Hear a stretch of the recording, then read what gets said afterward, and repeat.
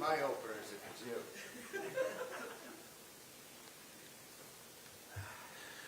Afternoon. Let's begin. I just want to go back to Saturday and just give you some of my thoughts on the game. First and foremost, I think we're 23-2 at home, and the expectation is success at home. In particular, it's Tiger Stadium, and our guys love playing in it, and the atmosphere at kickoff was amazing. I'm not sure that it carried that way the whole 4 quarters, but it is what it is. We're going to play football no matter what. But what I loved about our team is their grit. It wasn't a perfect game for us. We made some mistakes, but we overcame that. And if you really watch the film, we competed. We had guys running, flying around, playing physical. One of the top quarterbacks in the league felt us. I just really liked the way we competed. Now, our attention to detail has to be better. Our focus on certain things have to be much better. But I really like the fact that that mindset was there for our football team. Other things that really stood out after you watch film is that we ran off the ball for the first time with the offensive line. We got off the ball. Now, we got to sustain, and sustainability is will and want to, and we got to get more of that. I thought we did a great job in protecting our quarterback. No sacks against one of the elite pass rushers in Stewart in the league. He is an outstanding athlete, and I was proud of our guys in keeping our quarterback clean. So some of the real foundational principles of being successful are in place.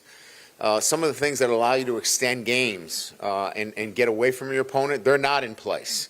73-yard run, yet we bottle up the run the whole game, but we're not in the right place when we should be, and we know that. So that's attention to detail. That's staying focused. Offensively, the turnovers, those are details that have to be cleaned up. Our tough territory coming out, we've got to be much better. We've got to set up field position with first downs in those tough territory areas. We have not been good enough there. We've put our defense in shorter fields because we haven't been able to, get first downs needed in when the ball is backed up. And, of course, in our blue zone, 5-yard going in, 10-yard going in, that clearly has to be much better. So we know the areas that we need to improve on. They're all very much within our grasp of doing so. But we're going to have to do it over this next stretch. We're going to have to go on the road against Vanderbilt, who's a disciplined, well-coached, fundamentally sound football team, and do a great job in the running game. And so we're going to have to be better, quite frankly, in all the areas that I mentioned. But the foundational principles are exciting for me that I'm seeing, and now we've got to build off of those. So that's a little bit about the game itself. We know what we're getting. Clark Lee, obviously, coached with me. He's an outstanding coach. He's a great communicator. He's process-driven, and you can see that in the way their football team plays. So it'll be a great challenge going on the road. 11 a.m. start. We'll get them up early and get them rolling. But they're number 2 in the SEC in points scored. They're rushing top in the country. And so we know where it starts with Pavia at quarterback, an outstanding quarterback. He's the point guard and makes it happen. Really impressed with Alexander's growth from last year to this year as a runner. He's averaging 6 yards a carry. Eli Stowers he's up there with, we're prejudiced because of our tight ends, but, he is a top tight end in the country. And again, I mentioned their defense. Hurd leads the team in tackles.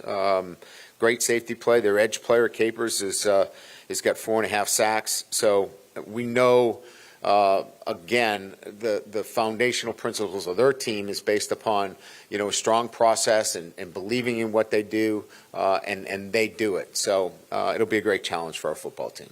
So with that, we'll open up to questions. Coach, this week was probably the best you guys have run the ball all year. Were there any real adjustments or schematic adjustments, or we noticed that you guys were a lot more under center with your run game this week? Yeah, I think it's just been an evolution. I think it starts with getting off the ball. I think it starts with, aiming points for our offensive line. A lot of the things that take time to come together, is starting to come to fruition. And so the run game, as I said, has got to be central to our overall offensive efficiency, but it's got to show itself in other areas as well. So we've got some work to do. Coach, with Garrett and the decision-making, is it a case of he's a fifth-year senior, he knows better, he's been coached this many times, or how much coaching do you still give him on some of these decisions and the mistakes he's making without paralyzing him? It's a fair question, Jacques. I think we're trying to balance this. He plays with a swagger, and he's better with a swagger, right? Don't know that he had that the previous weeks. Thought he was a little bit robotic. And we said, listen, you needed to be Garrett Nussmeier. And he was. Unfortunately, some of that comes with some mistakes. I think that that's an aberration, the mistake that was in the red zone, and something that he would immediately say, I should have had my eyes on that safety, because that's my read. But I like the version of Garrett Nussmeier we saw. He was a lot more confident. He was a lot more active in the pocket. He had an opportunity to run a couple of times. That's the version we want. We want to clean up those what I would call uncharacteristic mistakes. What happened with Bernard Gooden, and can you give us an update there? Collarbone, bruised collarbone. Very sore right now, but clean, no break. So this is a short-time thing, and one he'll have to manage the pain relative to how we go through the week. Right. I'm sure through your career you've had guys like Diego Pavia who kind of elevate everyone else around them. Yeah. As the opposing coach, how do you coach your team to prepare for that guy who's going to bring out the best in his team? Make him one-dimensional. I think that those dual-threat quarterbacks, if they can do both, you're in trouble. So we've got to really do a great job in the running game. And not to say that he can't throw the ball, because he can. They average over 200 yards throwing the football, and he's capable. But I think if you're trying to choose one or the other, he's going to kill you if he runs. So we're going to take the path that we need to be really good against the run, and then put them in predictable situations. They're the best in the country in third down because they're in third and short most of the time. So we've got to get them, off schedule. First down is really crucial for us. If we can get them again in second and third situations that are a little bit longer, we can be more predictive relative to the balance between run and pass. And with Jamari Butler, what's the status of him? He has an ankle, lateral though. It's not high ankle. And I would say that he's probable if we were to put out a report. We got good news on that as well. I think we got good news on all of the injuries that we had. I'll give you a quick rundown so we can get through it. Aaron Anderson looked good. We'll continue to progress with him. Caden Durham had a hip pointer, which was mild, but one that affected him a little bit. He'll be fine. Braylon Moore had a stinger, but under control. We took an MRI. It looked good. Paul Mabanger is making progress. We expect him to be available this week. And Nussmeier had a slight ankle sprain, not a high ankle sprain, but a medial, and we feel like he's going to be fine. So those are the top guys. We talked about Gooden with the collarbone, Jamari with the ankle, and then Whit Weeks is just from his injury, he's sore. But that's our entire injury report. And then with Dylan Carpenter having to take more snaps, how do you think he fared? Yeah, he was solid. Dylan is a solid player. He's reliable and trustworthy, and he's going to do his job. He may not flash the way some of the other guys do, but we put him on the field because we trust him. Coach, you were able to hold Sellers to 19 yards on 22 carries. How important was that, whether it be schematically for the defense or just from a confidence standpoint, going into the next two games with guys like Pavia and Marcel Reed? Yeah, certainly, we knew that he was the guy that we had to center on. I think if there's only one thing that we would like to be better at is we've got to keep them in the pocket. These quarterbacks that get outside on us create havoc in the back end of our defense. So a little bit better there, but we were really solid in terms of stopping him from running. His longest run was a quarterback draw. And it was the second and long situation they caught up. But I was really pleased with the overall effort. Right. Obviously, going into the game, the questions were, how's Garrett going to throw the ball? Can you run the ball? You did those things well. you had the issues in the red zone, but Yeah. do you feel those are more fixable Those are correctable. than the Here's- other ones that are more? Yeah, no doubt. And I think the question is, one that I present myself with every Sunday when I come back in, like, what are the issues here that we can fix and are really fixable, that you don't see them again, or you don't see them pop up again to the point where they can cost you a game. The foundational principles of getting off the ball, playing great run defense, attacking the ball in the air, pushing the ball down the field were in place. Now let's be a better version of that as we continue to move forward. I think historically people credit you for having great line play and tight end development, right? So kind of what you were saying earlier about seeing some of these tenets evolve in your offensive line. Do you feel like those foundational pieces are there and it is that refinement and that steady improvement week to week? Yeah, we're at the point now where we can talk about sustaining blocks, which is simply a determination and a want to and a will. And we got to get to that, because if we sustain one or two blocks, we had 6 runs of 15 yards or more. That's a really good start. We could have had 3 or 4 that were of 50 or more. And we just need to sustain. I couldn't get to sustaining blocks if I couldn't get off the ball. Now we're getting off the ball. Now we got to sustain blocks. We got to hold on to those blocks. It can't just be contact and that's it, because those guys are folding back in and making plays. So we're at a next stage if we continue to do what we're doing, which puts us in a really good place.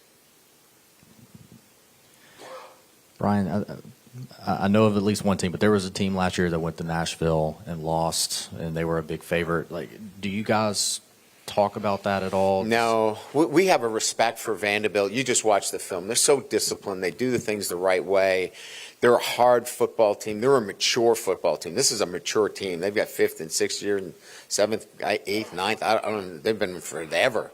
But they are well coached and disciplined. And so you know what you're going to get in the SEC when you play a team of that caliber. And their record now has spoken for themselves. So you don't have to go in and, hey, this is what you got to be worried about Vanderbilt. No, they know what Vanderbilt's done. They've got work. They have a resume. Now, it's not a long resume, but it's a real resume with the same players. So that's why we don't need to get into those kind of, hey, remember what they did to Alabama. We just needed to look at last year's game. We won 28-21, and it was hard fought. You gave Caden Durham 15 carries. Is there a positive thing in a running game when you give a guy 15 carries, he warms up, as opposed to 3 and 4 carries over 5 guys? Yeah, of course. Yeah, I mean, if you can get a guy into the rhythm of the game and know that he's seeing it really well, that's an advantage. There's no doubt. If it's 3 here, 4 there, you're trying to find something, right? We weren't trying to find something. We knew what we had with counter. We knew what we had with split zone. We knew what we had with the runs. It was going to be about, can you break a couple tackles? I think the thing that Caden wants to do is not get wrapped up by the ankles. He's got to run through some tackles. And he knows that, but he plays the game the right way for us, and that's why he got the carries. I think most people have been waiting for that performance from Trey's Green for a while now. Just going back and looking at the film and looking at the way you guys used him in that game, just what kind of performance could that maybe lead to in the future for him? How he's It should be a regular occurrence. And I don't want to set him up for failure at all, because you still got to protect, you still got to run it, you still got to throw it, you still got to catch it. But he will be featured in the offense accordingly. And now, what does that do? Is it maybe cause more tension to him? If it does, then other people will be open that are really dynamic within this offense. We've got to get Barry and Brown going. We've got to find him more. He's a dynamic player. We just threw a spot route to him, and he got 7 yards after the catch. So he's a guy that we've got to feature. You got Xavion that's got to get involved. Aaron Anderson's coming back. Kyle Parker's not too bad. So you can imagine, what we're trying to do here offensively is, we want to get all these pieces into the game. And if one guy gets more attention than the other, maybe he doesn't get 9 catches, but maybe somebody else opens up the field for him. And that's what a dynamic tight end does for you. Coach, it's 11 a.m. early start for Tiger fans going to Nashville. Any words of wisdom or motivation so they're at their best, so to speak, for game time? For the fans, start drinking earlier. Is that what you meant? Yeah. I figured this was Bloody Mary start at 6, get going. For us, we'll practice on Thursday and Friday because it's midwinter break. We have Thursday and Friday off, so we'll practice at 11 a.m. We'll get the guys up. We'll have pregame meal like it is Saturday, and we'll go through that routine on Thursday and Friday without the Bloody Marys. Last week, you talked about in your career what you've considered when you've made midseason changes on the offensive line. Have you, in your staff, given any consideration to giving Josh Thompson a try at right tackle? We did, but we're willing to live with some mistakes out at right tackle because we think his future is so bright. So when you go into that whole process of thinking about it, do you thwart his growth of what he needs to see every day? He was really good against 6 and pass protection, really good. That guy is outstanding. He's as good as I've seen. He is so quick. He's got a power move. He's got an edge move, and he did a great job. We've got to get him better in the run game. And that's where, at times, you want to put Josh out there. But we're going to live with him. And I'm proud of him. He's growing. He's learning this game. And that's a big part of this. O-line awareness, O-line instincts, some have it, some don't. Some you got to really give him reps. And that's what this is about. He needs to play.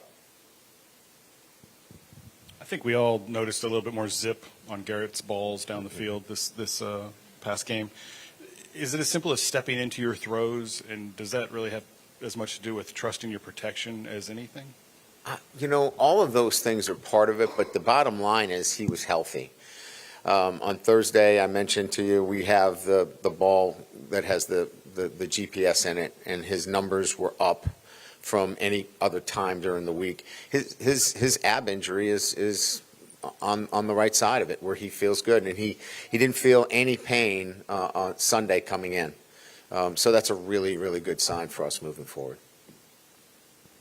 With Cohen Eccles and some of the work that he was doing in the run game, how much did that really sort of help you guys the way he performed at right guard, being there for the whole time? Yeah, I thought he was really solid for us. He gets off the ball, he gets hands on you, and he moves you. You get a dent, and he did a really, really good job. Now, he made some mistakes, but that's going to happen because he doesn't have a huge resume of work. But I liked his effort. It was really, really solid. Our guard and center play was the best it's been all year. And it happens in the triangle. That's where it has to happen. That group right there has got to get off the ball and get you some initial movement. And that's where we were better. Is Vandy kind of the ultimate case of what you can be in the modern era, because we know what they were in years past? Is it, there's no 12-0 teams, no 3-9 teams in this league? Well, what's the average difference of winning this year in the SEC is like 10 points. That's the average. It was 17. So it's top to bottom in the SEC, and it's the ability to commit. You can see what they're doing at their stadium. They're committing millions of dollars into their program. It starts with an institutional commitment, then leadership, and then the ability to develop your players and putting a roster together. All those three things have hit at Vanderbilt. And quite frankly, they've hit at the same time, all of those. And so that's why you got a good football team you're playing. With Mansour Delane, has he been even better than you guys thought he would be since coming over? Like, has he taken another whole step into his game since he's arrived here? We thought we got the best corner in the portal, and he is playing to that level. And you hope that you've made a good decision in vetting out all of the opportunities that are there. But he has delivered. He's purposeful in his work. He is fearless in his preparation. And then plays fearlessly with no fear in the game because he knows he can do it. That's a great mix for a corner. Just the teaching moment that you have to have with Juwan, I think, at the goal line there. Like, could you elaborate the conversations and the understanding? He was a quarterback running the ball. Like, he thought he was a quarterback, where quarterbacks have this instinct of stretching out to get the ball. You're a running back. You lower your pads, 3 points of pressure on the ball, and go through. It's a teaching moment. It's a learning moment. He's a smart kid. What I loved about him is he didn't get down in the dumps. He gives us a big 56-yard run later in the game, right? He's that kind of guy. He's unflappable when it comes to making a mistake. He's going to learn from it, and he's going to come back. And with Mansour, what was the recruiting process like with him? Were you able to talk with him at all A before lot he of came here? pleases. What can we do for you? It was a one-sided conversation, quite frankly. Once we had a connection where he wanted to be here, we did everything to consummate that deal. And what was your kind of first impression of him when you were talking with him in the portal? Well, I loved his football IQ, and I loved why he would want to be here. He wanted to be on a platform and a stage to showcase his abilities. And he could have went in the draft. He probably would have been a third round pick is what we had in terms of the numbers. But he wants to be a first-round pick. He wants to be the best corner in the country. He wants to be seen as such, and he knew that this would be a great platform for him. Kind of elaborate on that corner room, I guess. Just what are you seeing in Corey's teaching? It sounds tough, but it also sounds relatable when we're around him. There's no room for wiggle room. It's you do it this way, exactly this way, or that's. There's no negotiables. They're non-negotiables, and they're things that they want to do. Like he's teaching them the things they want. And then you can't put this on top of it because it's your flair. This is how we do it. It's non-negotiable. And if you want to play, this is how you do it. And the guys have adapted easily to that kind of teaching. It seems like at least every receiver at any point in time through the first 6 games have had a moment where they've dropped the ball. Obviously, Hilton drops the deep ball Saturday night. Just are those things that you guys just continue to hammer in? Is it like just a momentary lack of focus, or what goes into the drop? Yeah, I think it's just confidence. He's got to build his own confidence, in that he's capable of doing. Look, he can run by anybody. I mean, so you've got that covered. Now, just have the confidence that you're going to do it. We've got confidence in him. We keep putting him out there, or we wouldn't have confidence. We've got confidence that he can do it. Now he's got to go and have the confidence in himself, and I believe he'll do that. I mean, he's a mature player. He's a smart player. He knows he's got to make those catches, but we're going to keep going to him. Thank you.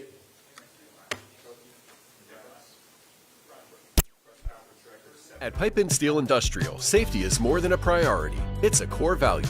We uphold the highest standards not only in the quality of our products, but in the practices that ensure our team's safety and success. Pipe and Steel Industrial, your trusted partner in industrial pipe fabrication.